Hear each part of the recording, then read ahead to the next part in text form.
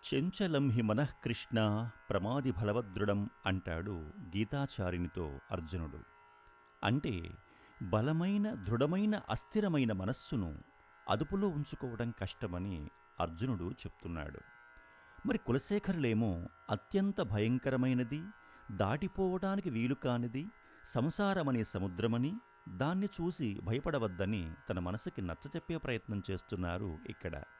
అంటే మనసుని గెలవటం కన్నా సంసార సాగరాన్ని గెలవటానికి ఏం కావాలో చెప్తున్నారు కులశేఖర్లు. అదేంటో విందాం.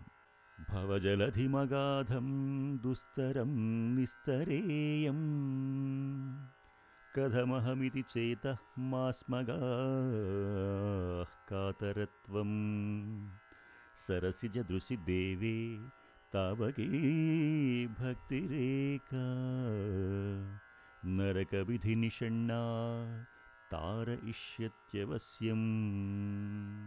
ఓ మనస, అత్యంత లోతైనది, దాటుటకు వీలుకానిది అయిన ఈ సంసారమనే సముద్రాన్ని నేను ఏ విధంగా దాటగలను అనే భీతిని పొందకు.